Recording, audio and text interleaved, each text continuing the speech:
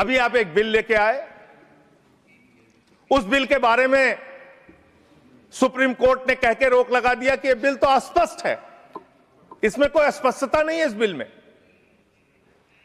आप क्यों ऐसा बिल लेके आए जिसके कारण से पूरे देश का माहौल खराब हुआ?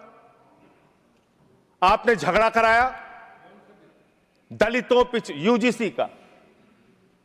यूजीसी का बिल, और आप इक्विटी बिल जो लेके आए, आपने कहा इक्विटी कमेटी जो बनेगी उसको लेके आपने जो इक्विटी कमेटी बनाई उसमें तमाम बातें आपने ऐसी लिखी, पूरे देश में आपने झगड़े का माहौल क्रिएट किया।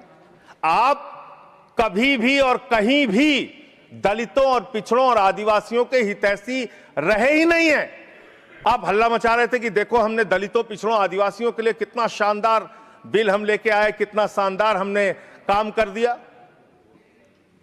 सुप्रीम कोर्ट ने उस पर रोक लगा दिया।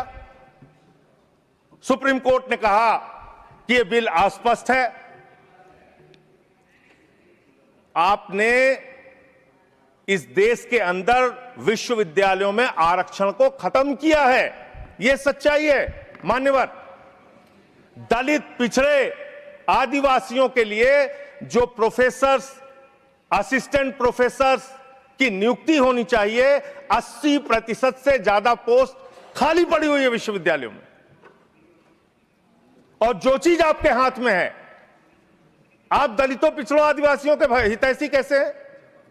45 सेंट्रल यूनिवर्सिटीज है जिसमें से 38 केंद्रीय विश्वविद्यालयों में सिर्फ और सिर्फ सवर्ण जाति के लोग वीसी हैं और 7 में दलित, पिछड़े और आदिवासी हैं।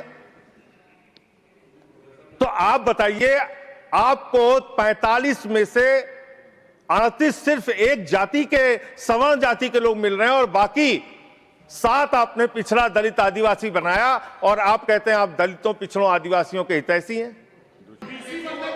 वीसी की बात कर रहा हूं, वीसी की बात कर रहा हूं। वीसी की नियुक्ति आप करते हैं, इसका मतलब दलित, पिछड़ा और आदिवासी बीसी बनने योग्य नहीं है, यह आपकी मानसिकता है। इसका मतलब आपकी मानसिकता है पिछड़ा, दलित और आदिवासी प्रोफेसर बनने योग्य नहीं है। 12 साल क्या किया आप नॉट फाउंड सुइटेबल की कैटेगरी में डाल देते हैं उन लोगों को। आप क्या न्याय कर रहे हैं उनके साथ? पूरे देश के हाई कोर्ट, सुप्रीम कोर्ट की हालत देखिए सर। देश का है सुप्रीम कोर्ट एक और 25 हाई कोर्ट। वहां पे कितने जज हाई कोर्ट के अंदर या सुप्रीम कोर्ट के अंदर दलित, पिछड़े, आदिवासी हैं? पता कर लीजिए, आपको पता चल जाएगा। तो अगर कहीं उनके साथ न्याय की बात आती है तो आप न्याय नहीं, नौटंकी करते हैं।